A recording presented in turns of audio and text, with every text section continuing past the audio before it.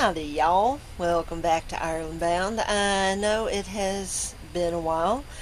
Uh, there has been a lot going on in my life, unfortunately. Of course, I know I put out a couple of videos of my trip, and then my work picked up, and I thought, okay, whenever I get, hold on a second, one of my kitties is trying to play. This one, for some reason, thinks that she can play with my camera setup. Not a good idea. Definitely not. I love you, girl, but lay down over here and behave, okay? Yeah. That was Ivy. She for some reason she thought that she should play with my camera. It's like, no, bad idea. Y'all saw one of the videos where one of them got to the camera before I could, and the camera went. I definitely don't want that with this one. Anyways, as I was saying, it's been a while. Spring happened in the greenhouses. The work picked up, and I was getting a lot of hours. And then May the 1st happened. For anybody who didn't see the little short that I did, May the 1st, I had an accident. I broke my ankle. I won't show y'all the picture of the break. It wasn't like gruesome or anything. The ankle's just swollen and bruised up and looking pretty awful. Anyways, so yeah, I broke my ankle May the 1st. May the 2nd, I was hauled in for surgery. Yeah, they did surgery on the ankle. They put a plate on the inside and 2 screws on the outside. So I've now got hardware in my ankle. I haven't been back to work since then, but of course after the surgery I spent a week in the hospital. Well, that was rude. Knocking stuff off. That's what that crash was. It wasn't anything major. It was something that was empty, so it didn't break, nothing, no problem. Anyways, May the 1st I broke my ankle. May the 2nd I went in for surgery. I was in the hospital for a week, and then I was in rehab for a week. And then I came home not feeling too good. It took me a couple weeks to recover, and I wasn't getting around too well by myself. I was supposed to have some help, and that kind of fell through, and so I was kind of on my own trying to take care of myself. And while I was gone for those 2 weeks, some things got moved around in preparation for my coming home, and I'm going to be honest, it took me a little while to find some of my computer stuff and some of my camera stuff that I needed. In fact, part of it I didn't even find. I had to go buy new stuff. It was mainly the connector to connect my camera to the computer, so that way I can download things. But anyway, so yeah, it took me a little bit. In fact, just last night or yesterday, I finally was able to buy the cord to do that. Like I said, it's been, and not to mention I've been having truck problems. But the truck is finally getting fixed. My ankle is on the mend. I'm still not working because the doctor has not released me yet, and I won't be back until the middle of August to find out if and when I get to go back, or when I can go back. I should put it that way, not if, when I get to go back. So since I have finally found my stuff, I decided now would be a good time, since I'm sitting home all the time, to do some videos. So I'm going to try and get the rest of the trip downloaded and get that all set up, so that way y'all can see the rest of it. In fact, I was looking at some of the stuff, and uh, there was information. Some of the stuff that I was filming and looking at was that I'm going to do today was in what's called the Siege Museum, which that refers back to the 1600s. I can't remember the exact year right now. It's been too long since I thought about it and looked at it. But anyways, it's Derry, Ireland was under a siege. Girl, leave it alone. Keep going. Had to run her off. Oh, that child. She is going to be the death of me. Anyway, so in the 1600s, Derry, Ireland was under siege. I will get the exact time and put that up. But they were under siege, and the basically they were held for over 100 days. It was a little more than 3 months that they fought against a king that they did not. I kept telling people Charles II, but it's James II. James II. He put the town under siege and tried to take it over, and they shut the walls against him, and so anyway, so that was what happened, and so basically, no, only one person died, and it was a guy who was trying to get out to the ships to tell them what had happened, and he died in one of the bogs or something like that. But there was I spent a bit of time in the museum, but whenever I was trying to listen to the stuff last night, I wasn't hearing my voice coming through it too well, so I don't know if I'm going to be able to tweak it enough to get my voice to come through or not. I might end up just turning it into a video thing and kind of showing you some of the pictures that I did. I was a little bit shaky because I was trying to hold my arm up high enough to get some of the stuff, so it's, like I said, it's not going to be one of my best videos, but there is some information, some pictures, and some stuff like that in there, and so I wanted to share it with y'all. It was done on my birthday. It was one of the things I did. I walked around part of the wall, and then, of course, I found the Siege Museum. Actually, I walked along the wall. I was walking up one of the streets, found the Siege Museum, and then shortly down from the Siege Museum, I found a way up onto the wall, and I walked part of it that day, and then the next day I did the whole thing. But I have another video before that. So this one's going to be the Siege Museum, and then the next one is going to be one of the side. They did something kind of cute with one of the sidewalks, and so I want to share that with y'all. So that'll be the next one, and then the next one after that will be the walk around the wall. I really enjoyed the walk. So that will be the next one, and then I think that will be it for the Derry stuff. And then I will do a video of my trip down to Dublin.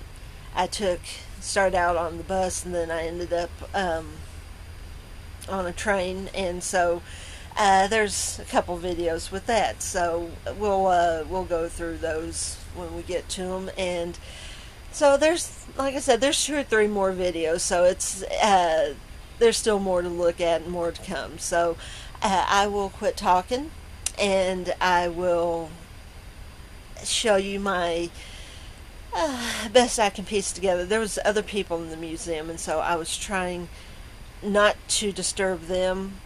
So that's why I'm talking so low. Like I said, if I can't get my voice up, if I can't tweak the voice enough to where y'all can hear it, I'll turn it into like a musical montage type thing. But anyways, like I said, I just want to share a little bit more of my trip. I'm sorry for the bad video, but feel free to pause any of the stuff at any time that you want to look at it and take a better look at it and enjoy it. So here is my trip through the Siege Museum.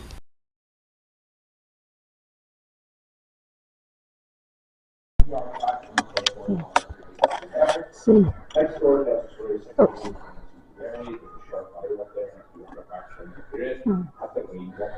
Okay, I don't know what that's about. Don't know why it's doing that. A safe and secure settlement. Londonderry was granted its city charter on the 29th of March 1613 by King James I, prefixing the location and previously known as Derry with the name London. The purpose was to build and fortify a city with the aim of securing England from invasion by continental enemies, using Ireland as a base and gaining support of the Irish inhabitants. Coolness. See. Says the walls were constructed between 1613 to 1619 at a cost of £10,357. At 24 feet high and 18 feet wide, these stone-clad earthen ramparts were designed to withstand the latest developments in artillery warfare. Cool. The walls ran a circuit of 1,700 yards and enclosed the small city. There were 4 gates, 2 of which, the Ferry Gate and Bishop Gate, also had drawbridges. Oh, that's nice. Outside the walls ran the ditch, approximately 30 feet wide and 10 feet deep. The walls offered security and protection to the English and Scottish settlers in their new adopted county and city. Nice. Says a new city of Londonderry, place to live, work, and trade. There we go. Don't know why it keeps doing that. 17th century Londonderry with its river, oak trees, and by the way, the name Derry actually means oak trees, slated stone, brick houses, and sturdy walls attracted merchants, craftsmen, and their families to reside and trade in the city. It acted as a market and a port for the surrounding region. Ships lined its busy quay, porting manufactured goods and exporting raw materials and agricultural products. Okay, let's see. It says river had a wide variety of fresh and seawater fish. It was renowned for its abundance of salmon. Sounds like Alaska. Salmon. The surrounding forest gave shelter to an array of wildlife. Oh, I lost it there. Provided ample food for the new settlers. 1660, Londonderry had a population of 102 families. By 1688, they had 2,000. That's a pretty good increase. And they also had a free school. 1633. The Apprentice Boys of Derry. Establishment of these clubs is to celebrate the anniversaries of the shutting of the gates and the relief of Londonderry. Apprentice Boys of Derry Association was formed to commemorate the sacrifice of those who fought and died defending the ancient walls, thus handing down to posterity the memorable events of the year 1688 to 1689 connected to Londonderry. Okay, it says the first Apprentice Boys Club was formed in 1714 by Colonel Mitchelburn, held the position of governor during the final weeks of the siege. It says after his death in 1721, the club became dormant. However, it was reformed again in 1814. It says the association is based on Londonderry and branch clubs across Ulster, Republic of Ireland, England, Scotland, Canada, and Australia. Nice. Yeah, it looks like they're walking the walls, which I'm going to do later on. Some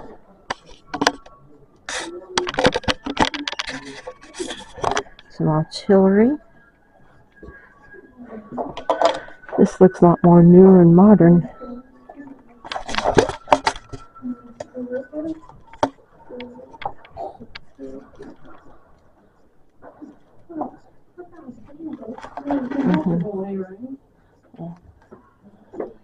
Yeah.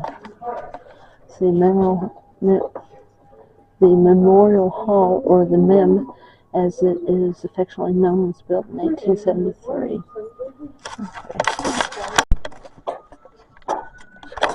Alright, have a map of the city as it looked back during the siege, the city walls.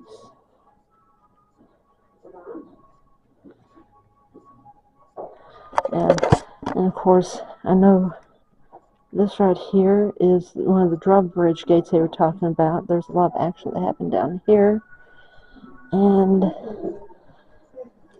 this one is drawbridge gate from the riverside. Because this over here would be the river Foyle. And actually, when I entered, I came in up here. So this is the area up here where I came in. They've now got a community, or oh my word, can't think of the name of it now. A convention center type place. But yeah, I walked down this way until I got down to here. So this is almost the end down here. Somewhere down here is where they now have the church I'll be visiting tomorrow morning. But yeah, that's some of the city there.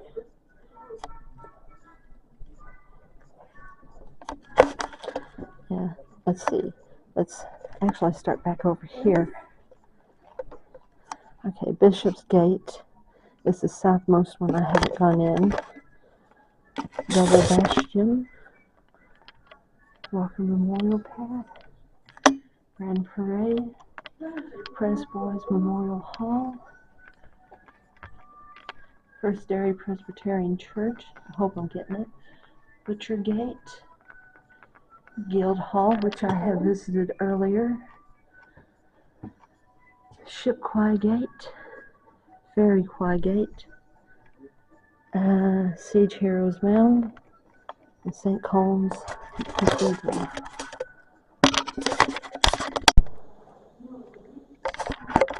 Okay, 1688 to 1689, Press Boys of Derry, Henry Campsie seizing the magazine. So, got a nice mural there.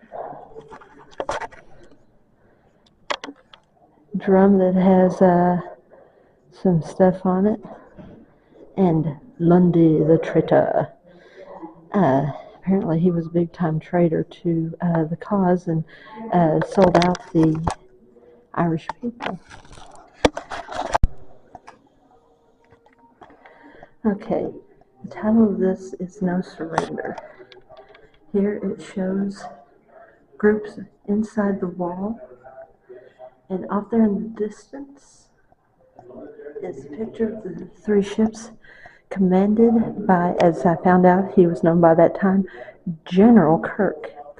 The name of the three ships was the Mountjoy, the Phoenix, and the Dartmouth. Dartmouth. They were the three ships that he commanded. And if I remember right, the Mountjoy was the one he actually sent in to ram down the barricades. And so these are some of the people. My ancestors are not in that, but that's several of the people they felt was pertinent at the time.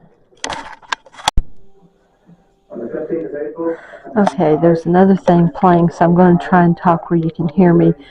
This is James II, Britain's first Catholic monarch. He was the one who was in charge when the siege, that fled Britain, fled the throne. Let's see, let's just start down here. It says King James II was the younger surviving son of Charles I, and was born in 1633.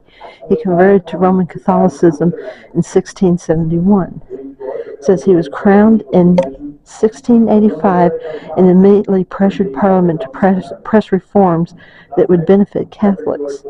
In Ireland, he appointed Richard Talbot as his as his deputy, giving him the title Earl of Tyrconnell. Talbot lobbied James to permit Roman Catholics to serve in the Irish army, the judiciary, and in town councils, and then elevated many to positions of power and influence. These actions were met with alarm by Protestants in England and Ireland. When James's son was born in 1688, ensuring that another Catholic would be heir to the throne, a group of Protestant nobles invited William to England. William was probably William of Orange, most likely. It says King Louis XIV ruled France from 1661 as an absolute monarch, which gave him total power over his territories. By the 1670s, his greed for new land and constant warmongering threatened to destabilize Europe. His persecution of his Huguenot, or the Protestant subjects, outraged other European rulers. In supporting James against William, King Louis XIV saw an opportunity to keep his great enemy occupied in a war far from France's interest. He encouraged James to fight, giving him soldiers and finance. Okay. William III, from Prince of Orange to King of England. So that's him there. It says William III of Orange, a staunch Protestant, was born in the Netherlands in 1650 and was the son-in-law of King James II of England. That right there says is William of Orange and King James's daughter Mary. That was supposed to be about 1677. So that's about, I guess, when they got married. It says William was a natural leader and organized an alliance of European rulers, including Pope Innocent XI against King Louis XIV of France. In June 1688, a group of Protestant nobles wrote to William and invited him to invade England to curtail James II's ambitions. William sailed from I'm going to mispronounce this, Hellevoetsluis in western Holland, landing in Torbay on the 5th of November with 21,000 soldiers. James fled to France in December at King Louis's invitation, and William and Mary ascended to the throne on the 13th of February, 1689. So if they got married in 1677, they had been married 11 years when they basically dethroned Daddy. Yeah, little model of the city walls. Oh, here's an important part. The Comer letter says, on 3rd of December 1688, an anonymous letter was found in the county downtown of Comer. It warned of an Irish plot to kill Protestants in 6 days' time. Oh, this was like the important part here. This is when everything began. The shutting of the gates, 7th of December 1688. The Comer letter, which threatened a repeat of the 1641 massacre of Protestants in Ireland, was probably a hoax, but nevertheless created panic across Ulster Londonderry, filled with thousands of frightened refugees. It says, meanwhile, the intended new garrison for Londonderry, the Catholic Earl of Antrim's Redshanks, arrived at the city. Many people feared that the Redshanks, though they were the king's forces, may have been part of the predicted massacre. The citizens faced a dilemma. Should they admit the king's troops and risk bearing slaughter, or refuse them entry and risk being charged with rebellion? Ooh, that adds a new line, doesn't it? A deputation of Redshanks approached Ferry Gate And while Londonderry's leaders debated, a group of 13 apprentice boys took matters into their own hands, raised the drawbridge, and locked the city's gates. The confused Redshanks made their way back across the river to await further orders, securing the city, preparing for the worst. Having locked the city gates, the apprentice boys rushed to seize the weapons stores. For several days, Londonderry's leaders and citizens debated what to do next. Refugees from the surrounding countryside continued to arrive at the city as the Catholic population began to depart. The city's gates remained closed to the waiting Redshanks, preparing for the worst. The citizens sent a request to London for assistance. The enraged Tyrconnell ordered troops to march from Dublin to secure Londonderry. The city eventually agreed to allow in 2 companies of soldiers under the command of Lieutenant Colonel Robert Lundy. Due to the mistrust of the mainly Catholic regiment in Londonderry, the companies permitted into the city were composed only of Protestants. The city now had a garrison, agreeable to its religious concerns, and King James II was, in theory, in control of Londonderry once more. Oh, wow. Preparations for defense. So basically, going back to this here, Londonderry basically came in with Catholic troops instead of the Protestant ones, is what it sounds like. So he lied. Now I see why they think of it as a betrayal. Preparations for defense. Whilst the city's inhabitants had secured a Protestant garrison, and although the rumored rebellion of 9th December had not taken place, Londonderry citizens remained anxious and concerned. All right, prepares for war, January to April 1689. So basically, they started getting ready for it at this point. Yeah, so the first one was basically the boys shutting the gates before anything had happened. So Londonderry prepares for war. It says Londonderry's new governor, Lieutenant Colonel Robert Lundy, was a Scottish Episcopalian. He oversaw repairs to the city walls and cannon and the creation of new strategic defenses. I'm not. He basically was preparing them to repel his own people here in a little bit. Lundy, with the support of the civil leaders, requested assistance from King William, and on the 21st of March, the Deliverance arrived with 8,000 muskets and 480 barrels of gunpowder. Oh, that's a lot of gunpowder. All men in civil and military positions were ordered to swear an oath of allegiance to the new king and queen, William and Mary. The oath was overseen by Lundy, who indicated that he had taken the oath privately. This created suspicion of his loyalty for many within the city. On the 10th of April, the city council drew up a defense plan for the city and built gallows to ensure internal discipline. There could be no room for disagreement in London as Londonderry prepared for war.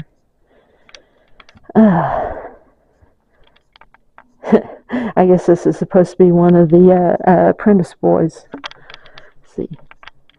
So here, accounts of the siege.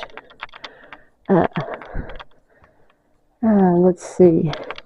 No surrender. Which one? I'll do this one first. No surrender.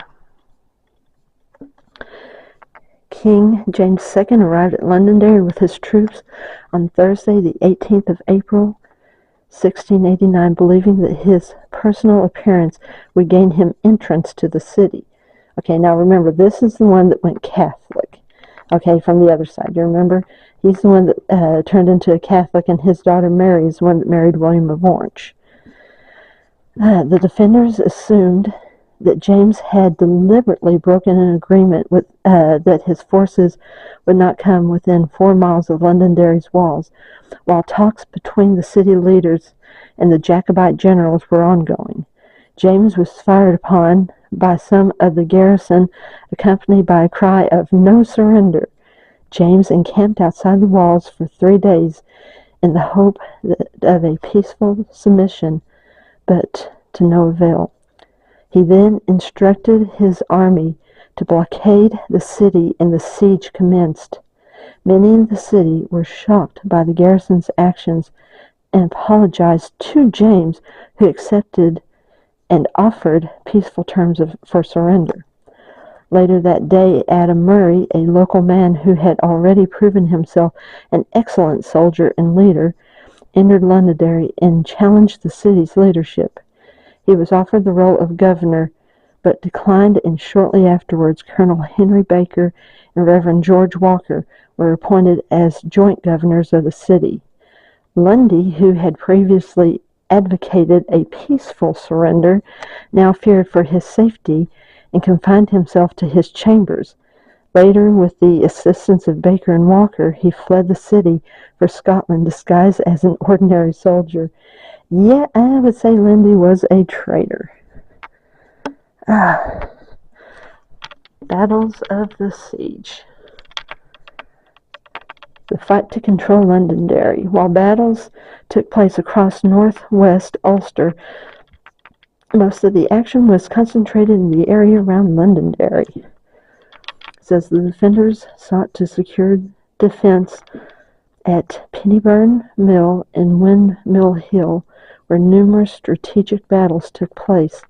Despite both sides being under-equipped and badly trained, heavy casualties occurred.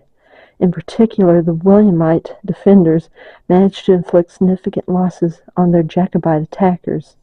The Jacobites realized early on that they lacked the firepower to breach the city's defense and took to firing over the walls as well as at them, causing chaos and devastation within the city.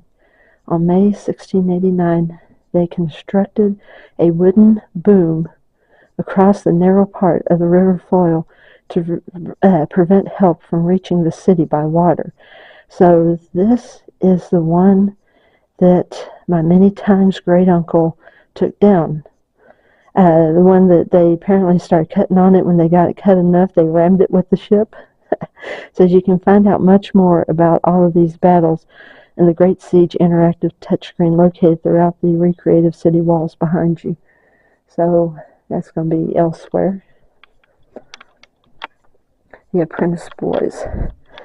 The 13 apprentice boys who shut the gates of Londonderry against the approaching Redshanks were young men in their late teens and early 20s who worked, as their name suggested, a number of the city's trades and industries. Their names were Henry Campsie, and if I remember right, there's a place called Campsie just north of here, William Crookshanks, Robert Sherrod, Daniel Sherrod, I'll bet you that they were related, Alexander Irwin, James Stewart, Robert Morrison, Alexander Cunningham, Samuel Hunt, James Spike, John Cunningham, William Carnes, and Samuel Harvey. Lundy's fate. So, Lundy's fate, avoid trial and return to service. It says in September 1689, Lundy was brought before a parliamentary committee in London to face questions about his role in the events leading to the siege. The Siege Museum Limited. So 3 cannonballs on display. These are 3 of the cannonballs that was shot. Hold on a second. Give you a reference. My hand would just barely cover the big one there. So this one would be like about an apple size. This one would be about a lime size. So that's a pretty good size cannonball. And I doubt if that one fired the big one. It probably fired the smallest one. Key events of the Siege of Londonderry. 1688, the 7th of December, apprentice boys shut the city gates against the approaching regiment, which we read. 21st December, 2 companies of Protestant soldiers, commanded by Lieutenant Colonel Robert Lundy, are admitted into Londonderry. Let's see. So we fast forward here, 1689. 21st of March, the Deliverance arrives with relief supplies and news of further help on the way. 15th of April, Jacobite and Williamite troops clash at the River Finn. Further relief ships arrive in Lough-Foyle, but are eventually sent back to England by Lundy. A council of war agrees that terms for surrender should be sought. 18th of April, James is fired on from the city walls to the cries of no surrender. So that'd be King James. 19th of April, Lundy is forced to flee the city. Reverend George Walker and Colonel Henry Baker are appointed joint governors. 21st of April, first major action. Williamites attack Jacobites at nearby Pennyburn Mill. Another battle is fought at Pennyburn on the 17th of May. 5th of May, battle at nearby Windmill Hill. Jacobites attackers win temporary control of the site until it was retaken the following day. Second battle is fought at Windmill Hill on 4th of June. 4th of June. Okay, so from 5th of May, 21st of May says Jacobites construct a boom across the River Foyle, which is what we were looking at earlier. 3rd of June, the initial relief ships appear in Low Foyle. 28th of June, Jacobites assault on Butcher Gate, the most concentrated attack during the siege. 2nd of July, Jacobite General Rosen rounds up local Protestants and forcefully marches them to the front of the city walls at Bishop's Gate. 10th of July, negotiations take place in an attempt to reach an agreement on the ending of the siege. 28th of July, the Mountjoy ship leads the attack on the boom, leading to the event's lifting of the siege. Now, for those who don't remember, my many times great uncle, who was General Kirk, he was one in charge of the fleet and ordered the ramming down of the barrier there. 1st of August, Jacobites commenced their retreat, ending the siege of Londonderry. So, nice little ship here. That's the Mountjoy. Now, if I remember right, great uncle chose it because this part right down here was very shallow, and they could use it to really get in there and bring the barrier down. Let's see.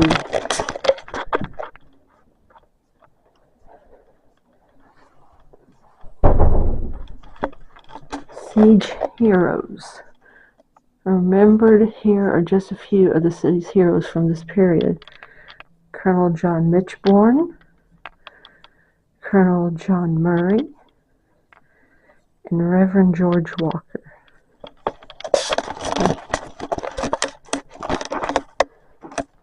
Yeah, I wonder if any of my relatives were dressed like that. That seems a little fancy. And of course, men would dress like that. Yeah, this is a replica. Here we go. This is a replica of Roy Meg. That would have been a fun gun to fire. Here we go. Here's some more heroes. This is Colonel Henry Baker, Captain Micaiah Browning, and Henry Campsey. Yeah, he was apparently one of the Derry boys because I saw him over there on that other one. So, cost of the siege. Says the financial consequences of the siege meant that suffering in Londonderry continued long after the city relief in July of 1689. I should have, and I didn't think about it, to record the stuff that happened down in the Tower Museum. They had a really good account. Apparently, William and Mary, they raised something like £10,000, over £10,000, to help rebuild the city. And of course, that was a few hundred years ago. So,